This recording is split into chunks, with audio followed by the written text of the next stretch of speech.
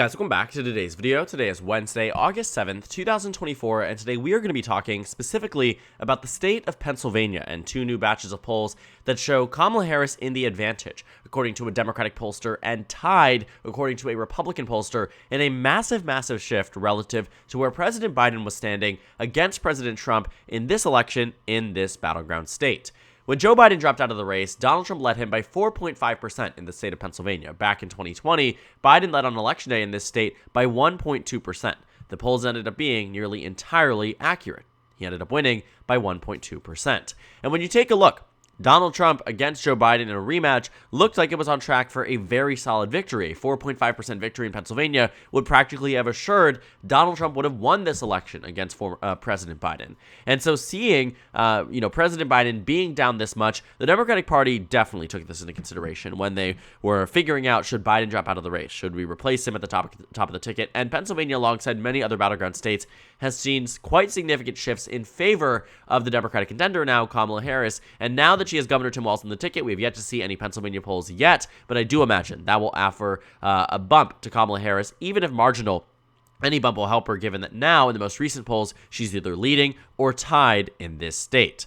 Now, Pennsylvania has been a tricky one for Democrats. They've seen in recent elections some very good luck with people like John Fetterman and Josh Shapiro winning in 2022, and then other circumstances where sometimes it's not as lucky. In 2020, they narrowly got by, and in some races, it really didn't work out the way that they thought it was going to be. Especially in 2016, Democrats held their convention in Philadelphia. There was actually a strong focus from the Hillary Clinton campaign on Pennsylvania, and yet she lost the state by roughly the same margin that she lost Wisconsin by, even though she had not visited Wisconsin just once, not even once, after the convention in 2016. And so Pennsylvania now turning into a state where Kamala Harris is either up, or according to this Republican pollster, I think that is the most really impactful part of this all, is that Republican pollsters and polls sponsored by the GOP typically come back with more favorable results. Reason being, a campaign will sponsor a poll, and they very much would like to see slightly more beneficial results than what we see on the actual polls. And I get it, it sort of does a bit of a self-service, but when some of these polls actually do get released publicly and the Republican pollsters are sponsoring them, they never want to come back to their base and their core donors and say, we're losing our own poll by a massive amount. So even in the extreme circumstances where race is Democrat plus 15, the Republican poll will show Democrats plus 5. And so it'll encourage more donations, more enthusiasm, more volunteers, more energy, because it shows a tightening of the race. And so you will find that this Democratic-sponsored poll probably is misleading in the sense that Kamala Harris is probably not up 4 points in Pennsylvania. I also believe that to be true. In my video this morning, I said I believe Kamala Harris and Tim Walz will win this state by 1 to 2 points. But right now, a 4-point margin isn't far out from where it's closer to be. The Republican pollster showing a tie really reveals a lot about where we are right now. And so I think, given that we've seen a massive shift relative to President Biden, we can also see this translated to a massive shift on the national level as well. And we'll talk about Pennsylvania in more of a specific way.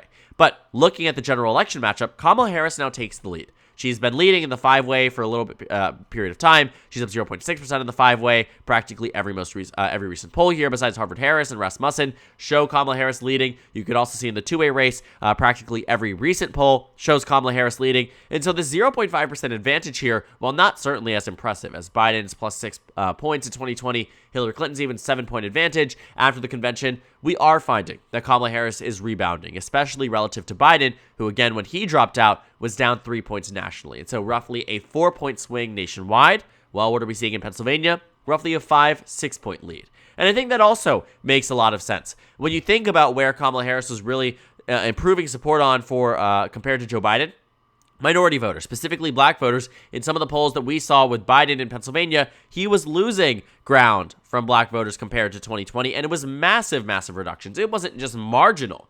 It was massive reductions, and sure, crosstabs are not a perfect science, and I really don't want to seem as if they are treated as if they are. But what I do think is that they are a bit indicative of where we can see, because the crosstabs from poll to poll may not be the best science, but it does provide additional context. Because, for instance, if we're seeing a poll that showed Biden down 5 across the state, and we see Kamala Harris now up either tied or up a few points or down 1 point, and massive improvements across minority groups that Kamala Harris, as we've known from 2020 and 2024, makes major improvements on relative to President Biden, That makes sense because the data backs up what we already knew about the race.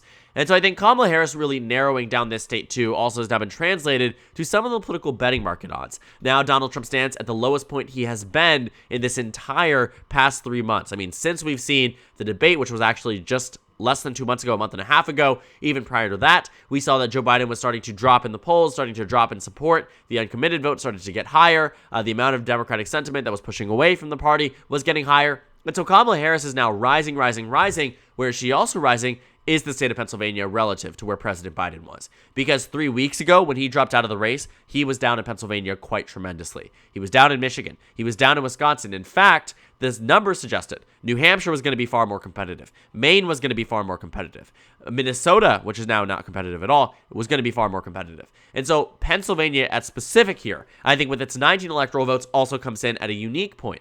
Because this entire thing around the Veep stakes and Josh Shapiro being the VP nominee was that Democrats were worried that they couldn't win Pennsylvania in 2024 without Josh Shapiro.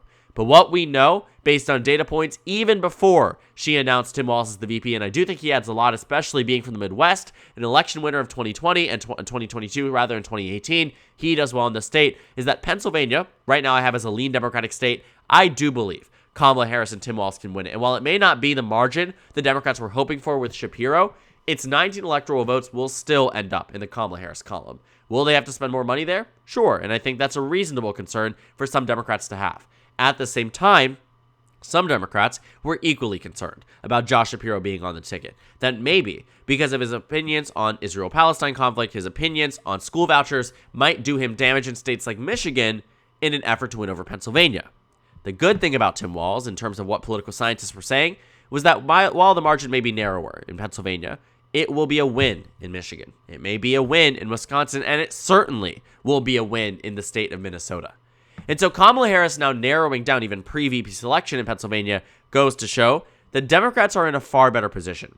Now, Real Clear Politics hasn't added in either of these polls, which I find to be interesting, but I've been very adamant with you guys from the very beginning. I don't think Real Clear Politics is a nonpartisan site.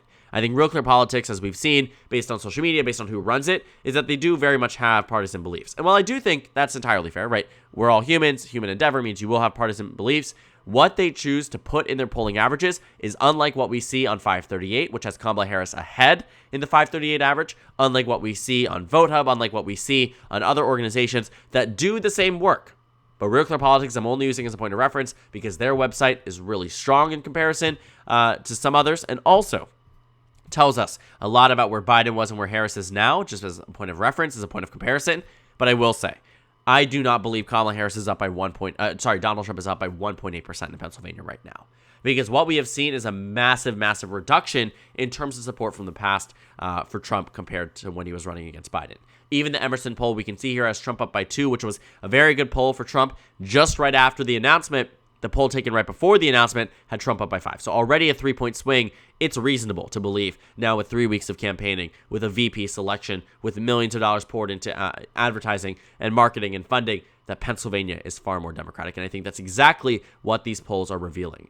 That the true margin right now is somewhere around Kamala Harris being up by 1 to 2 points in the state. Tim Walz may not massively expand on that margin, but it solidifies it in a way that would only be solidified by him or Governor Josh Shapiro, and does really good, really, really good for the Kamala Harris campaign. I think Pennsylvania has been really, really important for the Democratic Party for quite some time. It's 19 votes. Without it, Democrats will lose the election. I mean, if Donald Trump is winning Pennsylvania, he's probably winning Wisconsin too, and so that's really not a good sign for the Democratic Party. But they do have a pathway forward with Pennsylvania now, with Tim Walz and Kamala Harris, and that's what the data has proven to us. That even the Republican pollsters, which try really hard to show Donald Trump in the advantage point, show Kamala Harris tied and dead even, which is already a massive improvement off of where President Biden was when he was down 5 points. And Pennsylvania, again, doesn't stand alone in this characterization. We can take a look at Michigan, for instance, where Harris now leads by 2 points. Joe Biden was down 2 points in the state. That's a 4-point swing. Pretty consistent if you ask me. In Wisconsin, Trump leads by 0.2%. It is so exceptionally narrow. Well, against Biden, Trump led by 2.9%. Some of the more egregious things we've seen, Arizona. Donald Trump led Joe Biden by 6 points in Arizona. Against Harris, he leads by just 3. And in one of the most recent polls we've seen out of the state that's yet to be added to the average, I don't know if it will be, has Kamala Harris up 1 point in this state. In Nevada, Donald Trump leads Kamala Harris by 4 points, but that's including a poll that was insider advantage that was taken earlier on, before she was announced as the nominee. The only poll after she became the nominee has her up by 2. And remember that Bloomberg Morning Consult number, because they did Trump versus Biden numbers. And what did they find? That Trump led by 5. Same pollster, same group of people, same methodology. Trump plus 5 turned into Harris plus 2. It's a consistent thing that we are now seeing Kamala Harris make major improvements relative to President Biden. And while I certainly do not believe it will be enough for an electoral college landslide, it will be enough for an electoral college victory if this momentum maintains itself.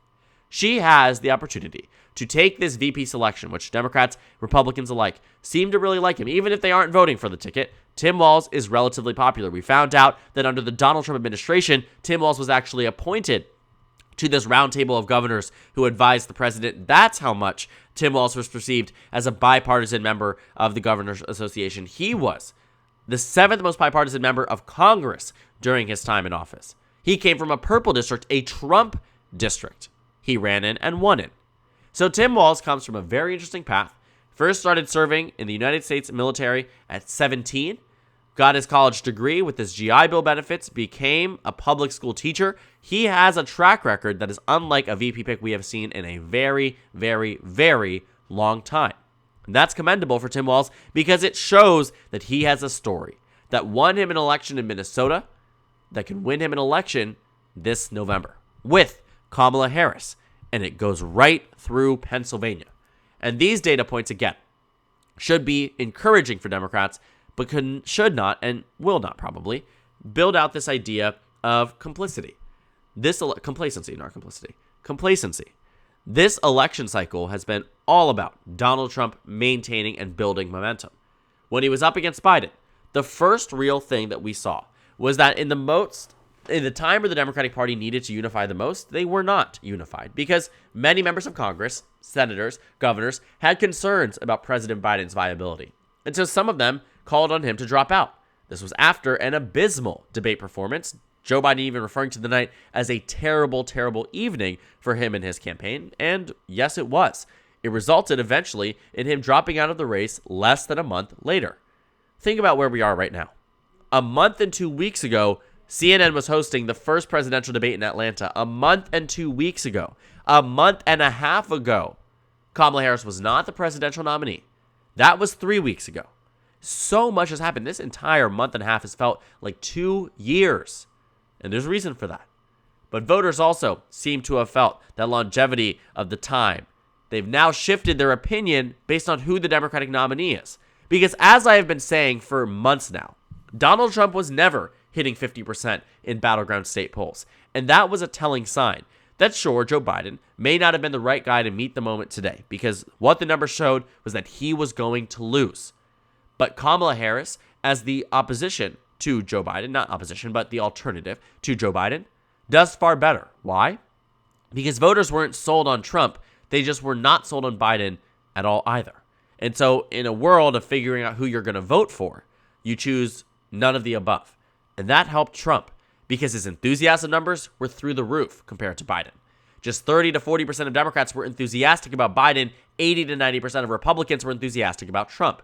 So when they get a ring up from a pollster, they answer and say, I'm all in for Trump. What do we find that happens because of that? His numbers maintain exactly where they will likely be. Biden and the Democratic Party doesn't get that. Some swing voters who aren't happy with the fact that Biden is the nominee may also just not be voting for Trump, but may just be saying, I'm undecided. I don't want to vote. I don't know who I'm going to vote for. I may vote third party. All these different answers that may have been Biden voters from 2020 that are now coming back home with Kamala Harris at the top of the ticket. And that's exactly what the data is suggesting in Pennsylvania and all around the country. This Republican pollster tells us what we've known for a while, that Kamala Harris's improvements are tangible and noticeable and are now being reported on by not only Democratic pollsters, but Republican pollsters, even in some of the most competitive states where Republicans desperately want to maintain their advantage.